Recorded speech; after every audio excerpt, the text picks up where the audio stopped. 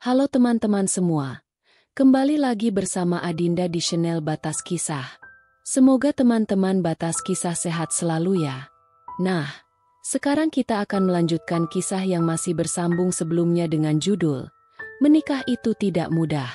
Kalau teman-teman Batas Kisah belum nonton episode sebelumnya, Adinda sudah mencantumkan linknya di deskripsi video ini ya. Yuk simak ceritanya sampai selesai.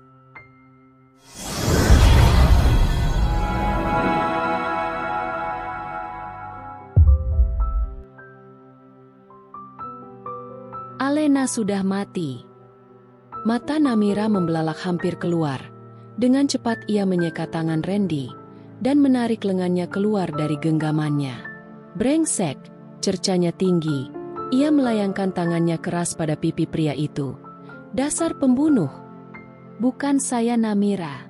Saya tidak mungkin membunuh Alena. Ujar Randy terburu-buru merasa dituduh. Namira mundur tak percaya. Tertawa sinis pada lawannya. Apa membunuh anakku tidak cukup memuaskanmu? Hanya demi Freya kamu melayangkan banyak nyawa.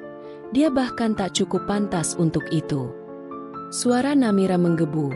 Ia menahan antara tangis dan emosi. Rasanya ia ingin sekali mematahkan tulang-tulang pria di hadapannya itu. Mata Randy berubah mengintimidasi. Ia mendorong Namira dengan lengkahnya. Jangan pernah sekalipun kamu menghina Freya. Sudah ku bilang dia wanitaku. Apa kamu masih berani main-main? Namira cukup gemetar. Teringat kembali trauma yang dideritanya setelah kehilangan Andin dan mengetahui siapa pembunuh anaknya. Pria itu terus mengintimidasi. Ia tak pernah suka wanitanya diganggu. Tetapi, Namira mencoba berdiri kokoh sekuat tenaga. Menatap nanar membalas tatapan Randy. Saya tahu kamu memang tidak punya hati nurani. Kamu bahkan tidak bisa disebut manusia, Randy. Tetapi, tolong berhenti menyakiti orang lain hanya demi dia. Rebutlah dia dengan akal sehatmu. Jatuhkanlah dia dalam pelukanmu. Kamu hanya perlu menyingkirkan Andi, bukan melakukannya pada manusia-manusia tak bersalah itu. Ujar Namira merendahkan suaranya. Ia sudah tidak bisa lagi berteriak. Itu hanya akan mengundang banyak perhatian saja. Randy mendorong Namira sampai ke ujung dinding, menahan kedua tangannya, dan menaruh wajahnya tepat di depan mata Namira. Sepertinya lebih baik jika aku merebutmu dari Andi, dia akan merasakan kehilangan yang sama seperti kita, karena bagi seorang pria, wanita pertamanya adalah wanita yang punya tempat tersendiri di dalam hatinya. Dengar Namira, aku memang terobsesi oleh Freya, tetapi aku tidak akan pernah menyakiti dia. Ikutlah denganku. Kita bisa menjatuhkan Andi bersama, kita bisa membuatnya menderita seperti kamu, dia pasti melepaskan Freya setelah itu. Ujar Andi ikut menurunkan suaranya. Berhenti tentang pikiran gilamu Randy. Jangan pernah libatkan aku lagi di dalamnya. Aku muak. Bentak Namira keras. Randy acuh. Ia tetap dalam posisinya. Ia tak menghiraukan suara keras Namira. Tingkahnya hanya semakin gila. Tangannya justru menarik tengkuk wanita di hadapannya, melumat bibirnya habis-habisan, tak peduli ia memberontak, hingga menangis. Suara keras yang tertahan itu benar-benar mengundang telinga untuk datang. Ikatan suami istri yang telah bersama bertahun-tahun, membawa langkah Andi pada pemandangan tak menyedapkan itu. Ia berjalan dengan tempo cepat, mendorong Randy sekuat tenaga demi melepaskannya dari sang istri, tangannya mengepal, disasarkan tepat pada pipi yang beberapa saat lalu terkena tamparan dari Namira. Apa yang kau lakukan pada istriku? Teriak Andi keras. Randy berusaha bangun setelah tersungkur, memegangi pipinya, dengan mimik paling tengilnya. Baru saja saya ingin meniduri istrimu. Kamu sudah membuangnya bukan? Dia pasti rindu bergairah di atas kasur. Ujar Randy begitu santai. Ia bergerak segesit belut, menangkis kepalan tangan kedua yang ingin Andi layangkan. Alih-alih peduli atau mendamaikan suasana, Namira justru pergi meninggalkan begitu acuh. Ia bahkan sudah tak peduli jika mereka berdua saling bunuh pun. Andi membalik badan, segera mengejar Namira yang berjalan begitu cepat. Ia tidak lagi memikirkan Randy yang mengganggu istrinya, walau saat itu Randy sedang menertawai nyali yang tak seberapa itu. Andi terus mengejar Namira yang semakin jauh. Wanita itu hanya terus berjalan dan mengabaikan segala yang ia lewati. Hingga langkahnya membawa ia pada tangga darurat. Ia menyandar pada dindingnya, menangis sedu-sedan. Perasaannya sudah campur aduk. Ia merasa muak, kesal, sekaligus ternodai oleh tingkah laku Randy yang berbuat tanpa rem. Andi datang selang beberapa menit. Ia cukup keliru dan mencari-cari kemana perginya Namira di tengah keramaian gedung. Ikatan batinnya masih kuat. Ia berhasil menemukan istrinya di dalam sana. Dengan segera ia memeluk Namira, mencoba memberikan ketenangan pada kekacauan. Sesaat ia lupa bahwa baru saja kemarin ia menghina Namira di depan mata anak-anaknya. Dengan ketus ia berkata tanpa berpikir lagi, tetapi kini ia merubah sikapnya sebagai seorang suami. Aku akan membuatnya membusuk di penjara, karena telah berani ingin memperkosamu Namira. Kamu tidak perlu takut, aku akan melindungimu, ujarnya lirih. Rasa muak benar-benar menguasai seluruh tubuh Namira. Ia tak lagi merasa tersentuh, apalagi merasa tenang dengan omong kosong suaminya. Dengan cepat ia mendorong tubuh kekar itu, mencoba lepas dari pelukannya. Dia tidak sedang ingin memperkosaku, tetapi aku yang sedang ingin mengkhianatimu. Jangan terlalu naif Andi, kamu begitu pelin-pelan tanpa pendirian. Aku tak butuh kamu melindungiku lagi. Benar kata Randy, kamu telah membuangku, seharusnya kamu tidak menjilatku kembali. Omong kosongmu membuatku mual. Lagi-lagi Namira harus membuat omongan tak bergunanya. Ia hanya merasa begitu jijik pada suaminya sendiri, tanpa sadar jiwanya mengajak ia pergi jauh, dan ikut membuang Andi. Namira segera bangun dari posisinya, berdiri begitu tegap dan melihat Andi dengan tegas. Uruslah wanitamu, kita memang harus benar-benar selesai setelah anak ini lahir. Bahkan kamu tidak mengakui ini sebagai anakmu kan? Jadi tidak perlu kamu repot-repot mengkhawatirkan aku. Demi Tuhan, aku berharap ini memang bukan anakmu. Aku tak ingin lagi anak-anakku mempunyai seorang ayah pengecut sepertimu. Tegas Namira padat. Ia segera pergi meninggalkan Andi yang masih kaku dalam posisinya. Semua yang ada di dalam tubuhnya sudah kacau. Ia tidak bisa lagi menahan rasa yang begitu menyakitinya. Hanya karena perselingkuhan bodoh itu, ia kehilangan anaknya, disetir oleh pembunuh tak bertanggung jawab, dan bahkan rela menghancurkan perasaan serta harga dirinya. Rasanya Namira sudah tak mampu lagi bersikap sebagai tameng. Ia sudah tak peduli dengan ancaman Randy. Ia hanya ingin segera lepas tanpa terlibat apa-apa lagi di dalam lingkar setan itu. Jika ketenangan adalah perpisahan, Namira ingin segera melakukannya, mengistirahatkan dirinya yang telah berlari begitu jauh. Bahkan untuk sekedar menoleh pada perasaan orang lain, sudah tidak bisa lagi ia lakukan. Rasanya sudah cukup ia bertahan di dalam sana. Sempat terpikir oleh dirinya sendiri, jika orang lain bisa membuangnya, dia juga hanya harus melakukan yang sama, demi bahagianya. Tetapi, anak-anaknya selalu berkelebat secara bersamaan, Nina dan Nino yang tersisa, dan janinnya yang masih harus diperjuangkan. Itu tidak pernah mudah bagi seorang ibu. Namira sampai pada acara yang ia perjuangkan mati-matian. Satu persatu urutan acara telah terlaksanakan dengan sukses. Ini adalah waktu terakhirnya, menampilkan Freya untuk finalnya. Rasanya tubuhnya sudah tak mampu lagi berdiri. Ia benar-benar lelah dan kacau. Walaupun telah berusaha keras mengendalikan diri, Namira tetap tidak bisa berhenti berpikir tentang kejadian tadi. Hingga akhirnya acara ditutup. Seluruh tim berterima kasih pada hari ini. Semuanya benar-benar sukses. Mereka bahkan dibanjiri pujian. Namira sempat ada di tengah-tengahnya. Hingga akhirnya ia menyingkir pada pinggir panggung sembari memegangi kepalanya yang hampir pecah. Tak lama Freya datang usai berganti pakaian. Berbarengan dengan Andi dari arah yang lain, ia sudah tak canggung lagi memeluk dan meminta pujian dari suami orang. Andi begitu canggung, penepuk pundak Freya dengan sedikit pujiannya. Ia segera melepas karena dia pikir Namira memperhatikannya. Itu ilusi. Namira benar-benar tak peduli. Memikiri dirinya saja ia sudah tak mampu. Mengapa harus repot-repot memikiri orang lain?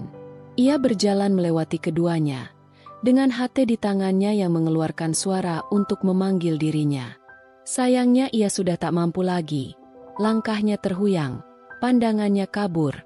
Ia merasa seakan-akan kepalanya benar-benar meledak. Hal terakhir yang ia dengar adalah suara Andi yang memanggil namanya panik. Rasanya pria itu berlari setelah tubuh Namira jatuh. Disusul suara Freya yang berteriak kesal pada kekasihnya.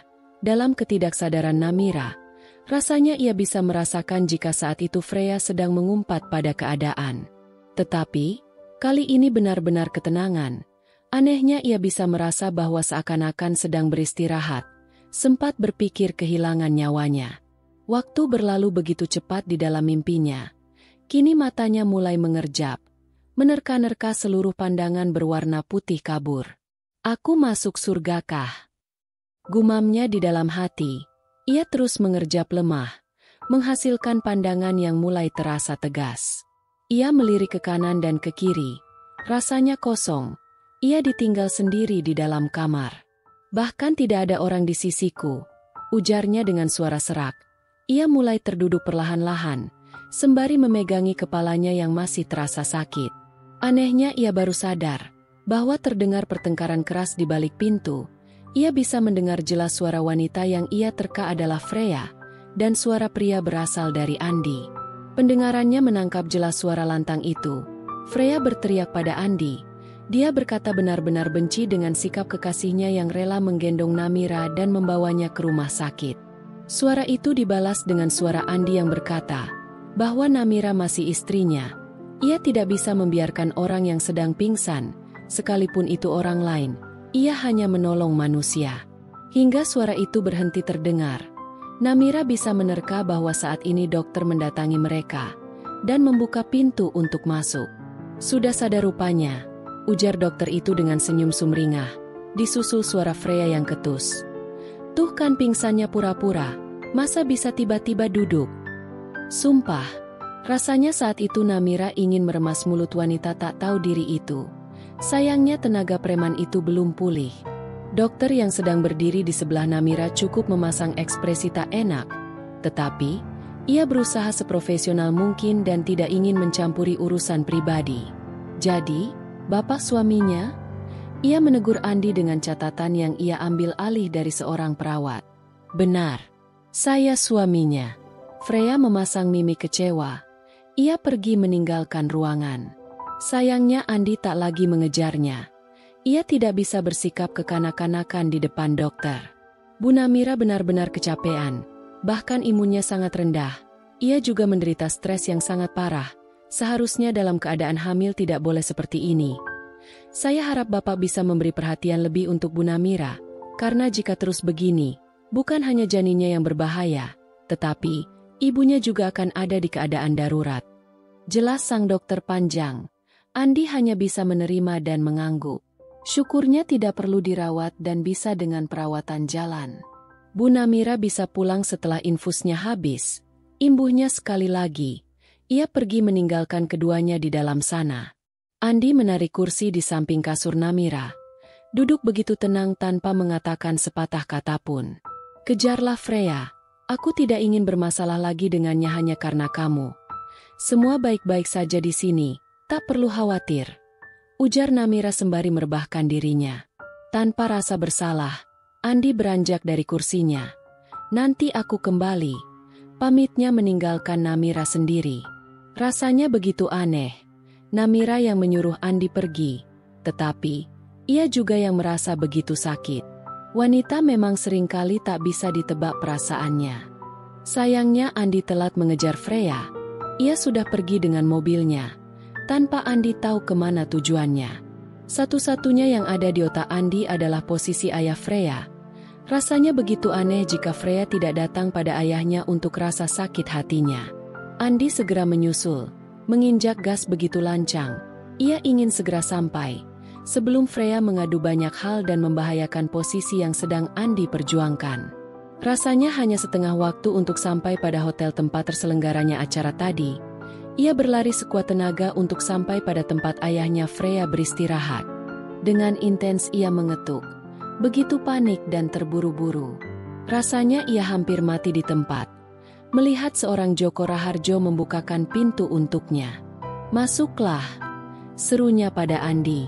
Di dalam begitu sunyi dan tegang, hanya ada Freya di kursinya, dan ayahnya yang sedang menuju tempat semula. Dengan rasa takut Andi duduk di sebelah Freya, menggaruk kecil jarinya dengan rasa panik. Ia benar-benar kehilangan jati dirinya. "Nikahi Freya secara resmi. Saya tidak ingin anak saya melahirkan lebih dulu sebelum menikah. Itu hanya akan mencoreng nama keluarga saya," ujar Joko blak-blakan. Ia begitu tenang memerintah calon menantunya. "Saya harus menunggu Namira melahirkan. Tidak mungkin bercerai di saat ia mengandung." "Itu tidak bisa," balasnya lirih. Ia begitu takut. "Apa kamu menyerah pada posisimu? Kekasih yang anak saya pilih dan perjuangkan sama sekali tidak punya keberanian. Saya tidak ingin lagi hubungan kalian ditutup-tutupi. Buang Namira dari pandanganmu. Saya benci anak saya satu-satunya tersakiti oleh pria sepertimu. Tebalkan mukamu dan tanggung rasa malu sesaat. Jika sudah ada di posisi atas, sudah pasti tidak ada lagi yang berani berbicara buruk pada kalian. Jangan nikahi dia secara sirih. Saya mau kalian menikah sah. Minta persetujuan dari istrimu, dan berhenti bermain-main dengan putri saya." Joko to the point. Ia benar-benar menyetir Andi.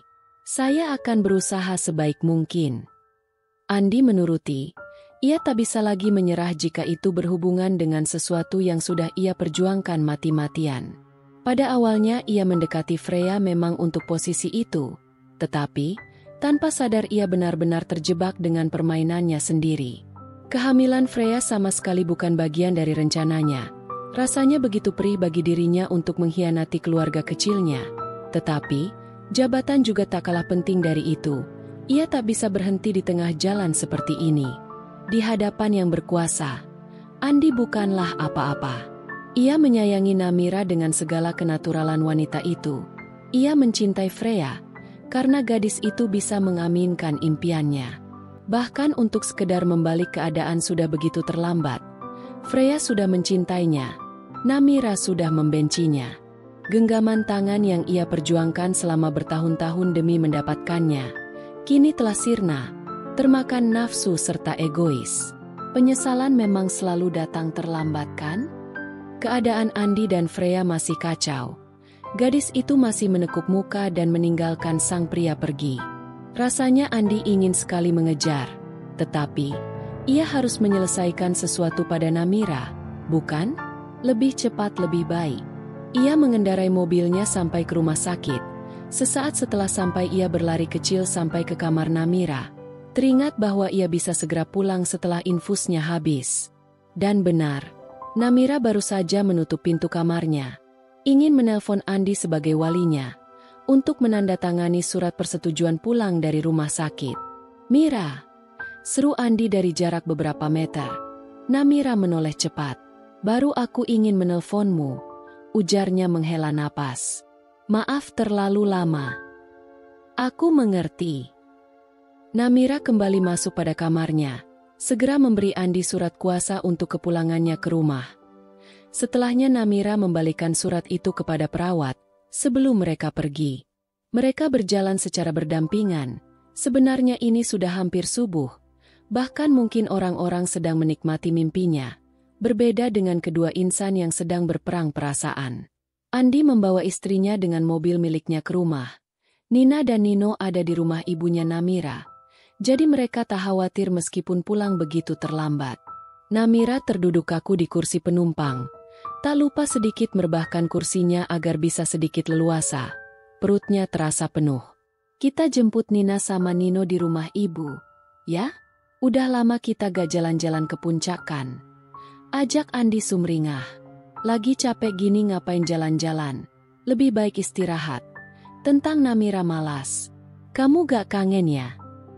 Namira menghela napas berat, menutup matanya sedikit demi sedikit. "Aku tahu, sulit bagimu untuk menentukan hari esok, atau sekedar besok saja. Tetapi ini sudah melewati waktu normal, lagi pula kita sama-sama lelah setelah event." Tolak Namira sekali lagi. "Aku rindu kamu Namira. Aku rindu anak-anakku." Wanita itu masih menutup mata. Tak ingin menanggapi omong kosong yang sudah membuatnya muak. Andai aku bisa kembali. Kamu gak akan bisa kembali lagi, Mas. Bukankah kamu terlalu tamak? Meninggalkan keluarga demi seorang wanita muda yang bisa membawamu ke posisi tinggi. Berhentilah berusaha mencintai kami. Jika hati sudah terbagi, jangan harap seorang wanita akan tetap diam di posisi. Aku bisa hidup dengan anak-anakku. Tetapi kamu harus ingat, bahwa satu langkah pun kamu keluar dari jalurmu, aku akan menuntut. Aku masih istri sahmu. Namira kehabisan kesabarannya. Sudah cukup kupingnya terasa panas dengan iming-iming tak jelas suaminya. Dia benar-benar telah berhenti mencintai.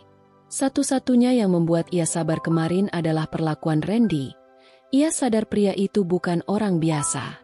Tetapi, mengingat perkataan Randy padanya, ia harus membuat Andi merasakan kehilangan seluruh dunianya. Seperti ia bertahan selama ini. Entah akan menjadi bumerang atau tidak, setidaknya sekali saja, dia ingin menggunakan Randy sebagai kartu asnya. Tak lama Mentari menjemput. Pagi telah kembali. Rasanya tidur Namira tidak nyenyak sama sekali. Ia pulang dalam keadaan lemah, lelah, bahkan frustasi. Hari kemarin benar-benar luar biasa. Sebenarnya Namira masih ingin meringkuk di kasurnya. Tetapi suara anak-anaknya membangunkan dia. Saking rindunya si kembar langsung menimpah Namira di atas kasur. Bahkan sebelum dia terbangun, Andi sudah menjemput kedua anaknya untuk pulang. Entah apa yang dia harapkan dari itu. Namira juga terheran-heran. Mata Namira masih mengerjap-ngerjap. Nina dan Nino sudah berebut di posisi tengah. Dan Andi mengambil posisi pinggir. Nina kira papa udah gak sayang lagi sama kita. Kenapa papa tinggal bersama tante yang bernama Freya? Kenapa tidak bersama mama? Beo Nina polos. Nina, papa memang sudah tidak sayang dengan kita. Katanya papa mau punya adik bayi lagi. Apa setelah ini kita akan memiliki dua adik lagi? Timpal Nino tak kalah polos. Namira dan Andi hanya terdiam kaku.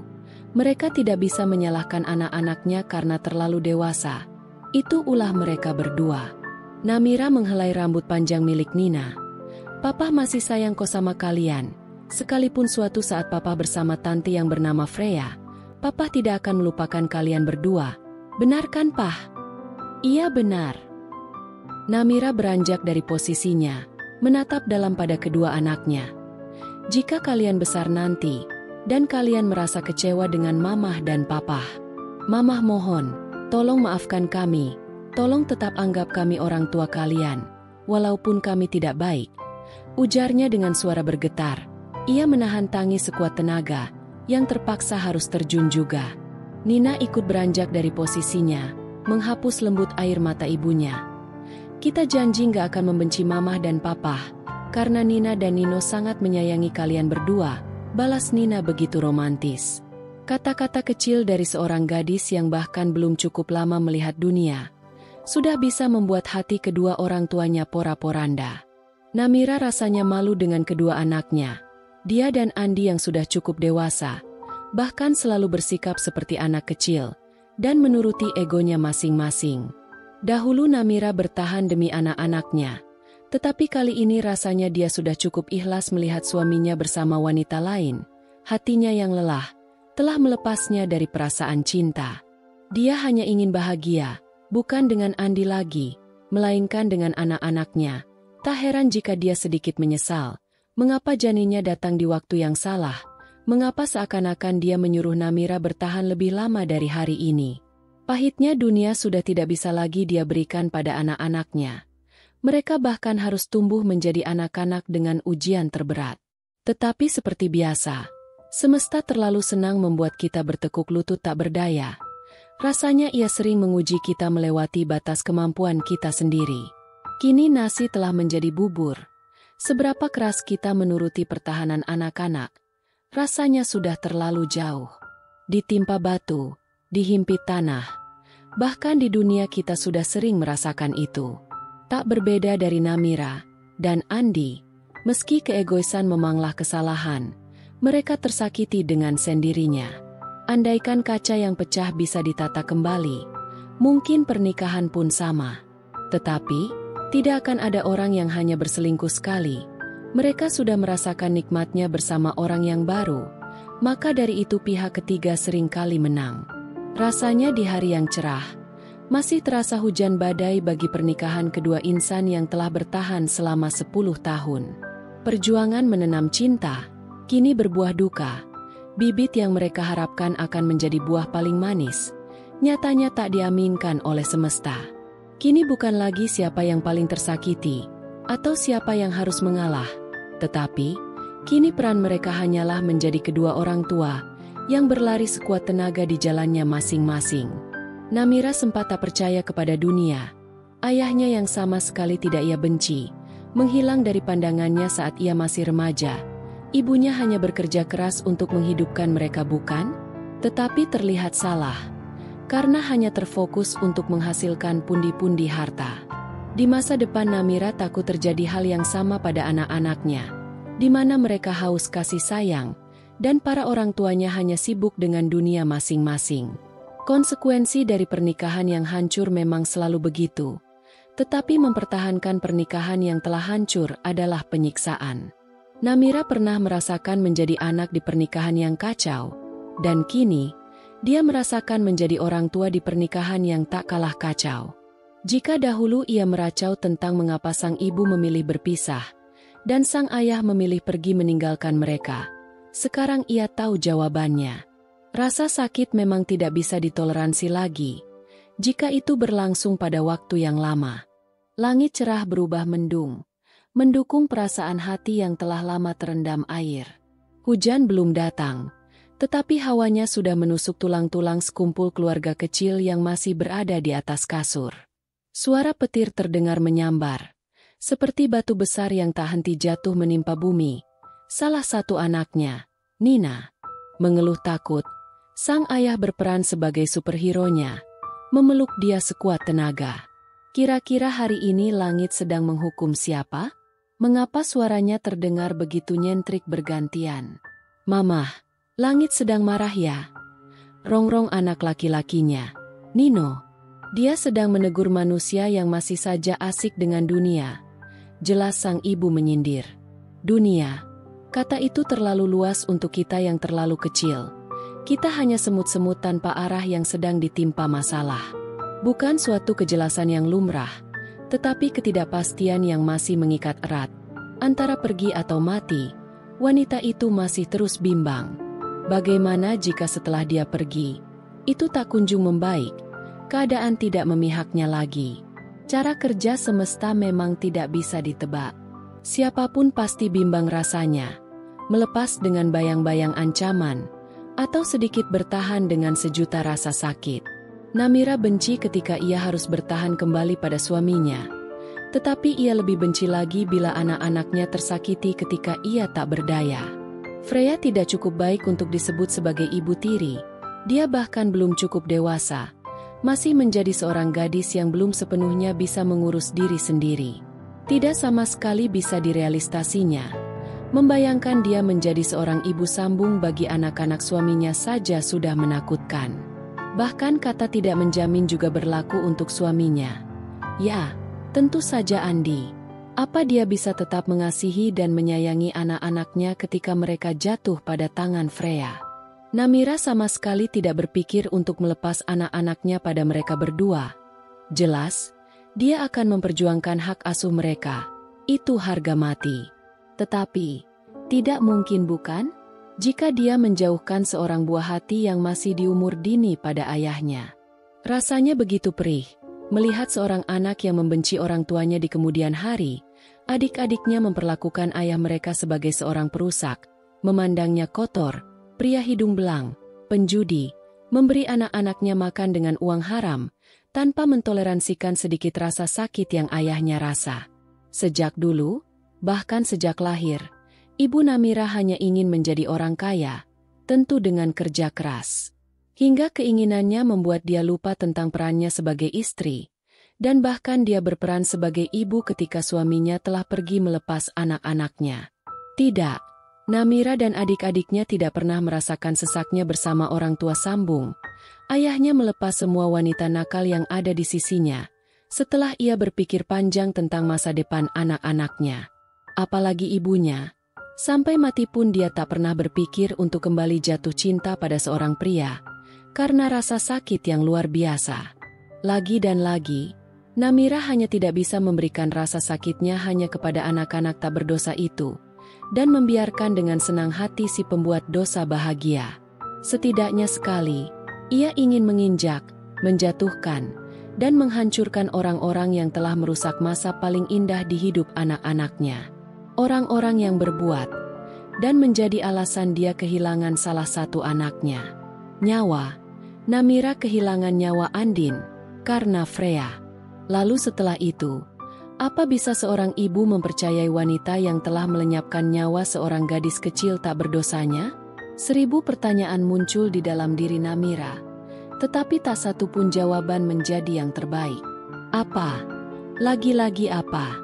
Walaupun tersisa beberapa bulan sampai dia melahirkan anaknya ke dunia, dia tetap bertanya apa?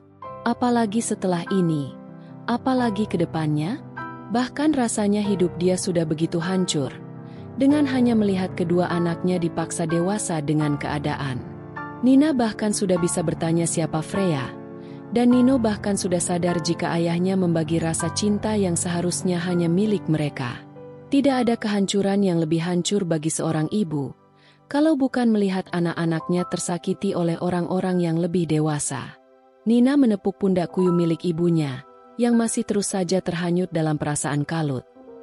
"Mamah, Papa suruh Nina panggil Mamah, katanya ada tamu," serunya setelah Namira menengok.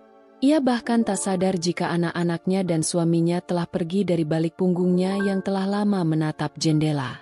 "Nino di mana?" Papa suruh Nino masuk kamar, dan juga Nina setelah ini. Rasanya Namira sudah bisa menebak siapa yang datang. Awannya sudah hitam akut, seperti mengantar roh jahat mendatanginya. Lebih tepatnya manusia berkedok iblis. Ia segera menggusur Nina ke kamarnya, dan menuruni anak tangga satu persatu. Ya, benar, perasaannya tidak sama sekali meleset. Iblis itu Freya. Ia menyapa sok akrab, menyusun senyum menutupi kelakuan menyebalkannya dalam duduk rapinya. Namira menarik kursi tepat di hadapannya. Suaminya juga terduduk di sebelahnya. "Ada apa?" tanya Namira menatap malas. Freya menurunkan bahunya, menatap Namira entah dengan artian apa. "Aku kesini bukan mau ngajak Mbak berantem lagi kok, atau mengusik anak-anak Mbak kaya yang ada di dalam otak Mbak. Aku tahu pasti Mbak Namira sudah cukup dewasa dan mengertikan," gerutunya dengan nada yang Namira tahu dibuat-buat. "Apa? To the point aja. Aku gak mau kamu ada di sini lama-lama," tegas Namira akut. Freya menarik napasnya panjang, dan lagi-lagi merendahkan bahunya. "Oke, aku berbicara sebagai sesama wanita. Kita sama-sama sedang mengandung anak dari pria yang sama, dan Mbak pasti tahu gimana rasanya seorang anak yang tidak memiliki ayah. Berhenti mengusik kehidupan pribadi saya, dan berbicara langsung pada poinnya," tegas Namira sekali lagi. Ia menyungging nanar pada wanita di hadapannya. "Mbak bisa kalem sedikit gak sih?" "Enggak." Jawaban menohok Namira membuat Freya tak lagi bisa memalsukan dirinya. Demi mengais suami wanita yang telah menatapnya malas, ia kembali pada jati dirinya yang menyebalkan. "What? Aku minta Mbak buat surat kuasa untuk mengizinkan Mas Andi menikahi aku secara resmi. Secepatnya." "Tidak, hari ini juga, karena aku gak mau menikah setelah Mbak melahirkan dan bercerai," cerca Freya tak sabar lagi. Ia bahkan mengupat di depan orang yang lebih dewasa dari dirinya. Sejenak Namira belum bisa mencerna permintaan tak masuk akal dari selingkuhan suaminya. Ia masih menyungging alis tak percaya, dan bergantian menatap kedua insan itu. "Memangnya jika setelah aku melahirkan, dan kami bercerai, sudah pasti kamu akan dinikahinya? Surat kuasa apa maksudmu? Menyetujui bahwa aku mempunyai madu secara hukum dan disahkan oleh negara? Begitu?" Frey, sebelum menjadi bodoh di hadapan seseorang, Berpikirlah setidaknya 10 menit untuk itu. Kamu memang selalu seputus asa ini? Sampai-sampai mempermalukan dirimu sendiri. Cetus Namira merubah mimik Freya semakin murka. Ia berdiri sembari menggebrak meja di hadapannya. Embaga Cape main-main sama aku? Dan sekarang berani menghinaku? Apa Mbak Namira sudah bosan ada di dunia ini? Sudah kubilang, papahku Joko. Ya, lalu kenapa jika ayahmu seorang Joko Raharjo? Apa dia sudah tidak makan nasi? Apa dia bukan manusia? Aku tak perlu takut apapun tentang ayahmu Freya. Dan ingat satu hal. Aku tidak akan pernah mengizinkan kalian menikah sebelum aku resmi bercerai. Teruslah hidup bersama dalam satu atap, dan penuhi diri kalian dengan dosa perzinahan. Sentak Namira setelah memotong kalimat Freya. Hari ini Namira sadar satu hal, bahwa rasa takut hanya akan membuatnya semakin terluka. Dirinya hanya harus terus berdiri sekokoh baja dan menghadapi semua orang-orang berkuasa yang menganggap dirinya Tuhan. Jelas ia tidak akan semudah itu mengaminkan permintaan kekanak-kanakan dari wanita kecil yang hanya bisa berlindung pada orang tuanya. Ia juga berdiri menatap Freya sejenak dan membalikan tubuhnya hendak pergi. Tetapi keadaan tak semudah itu setelah ia menghina Freya dengan lisannya. Pintu yang didorong paksa dan terbuka lebar membuat ia berhenti dan menatap nanar pada seseorang yang telah datang. Pria paruh baya itu mendorong Namira sampai ke dinding. Dengan tatapan murka, ia merajuk pada wanita yang suaminya diambil paksa. Kamu benar-benar tidak takut dengan saya, Hardik Joko. Ia tak lagi dengan bahasa tenang yang biasa ia tampilkan. Memangnya Anda Tuhan? Tukas Namira tak kenal takut.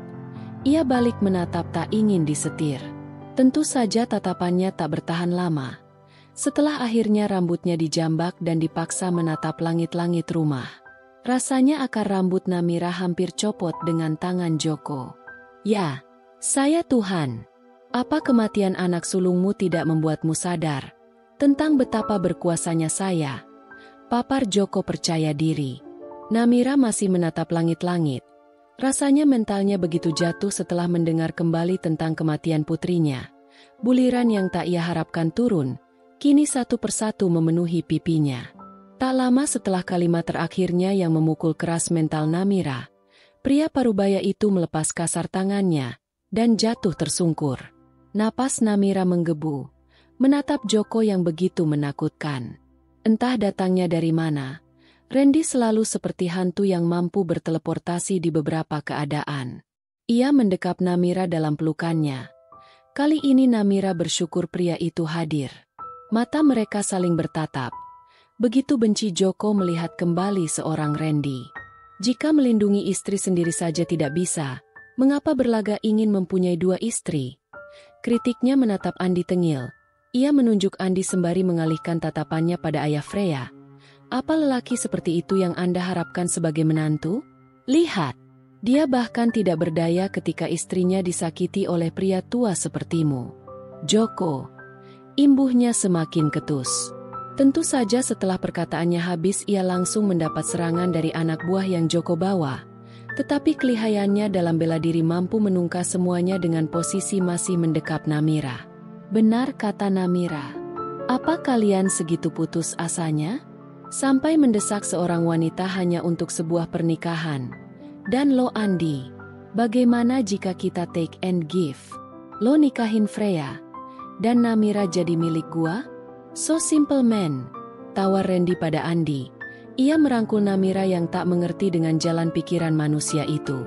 Tetapi Namira berusaha santai, bahwa inti dari perkataannya adalah tentang balasan kehilangan yang ia ajarkan pada Namira. Dan Namira masih menjadi pemenang dalam hati Andi. Ia masih menjadi wanita paling berharganya. Andi tak memberi jawaban yang diharapkan oleh Freya dan ayahnya. Tetapi justru ia menarik Namira dari Randy dengan jawaban yang jelas menolak. Mata Freya dan ayahnya membelalak. Dengan tegas ia memberikan kesempatan terakhir untuk Andi. Apa sekarang kamu menyerah dengan posisimu? Bentak Joko pada Andi setelah melihat mata Freya berkaca-kaca. Kasih saya waktu sampai istri saya melahirkan. Lebih baik Freya menikahi pria lain. Jawaban Joko habis. Ia menyeret anaknya keluar dari rumah itu. Keduanya sama-sama kalah. Kali ini Namira pemenangnya.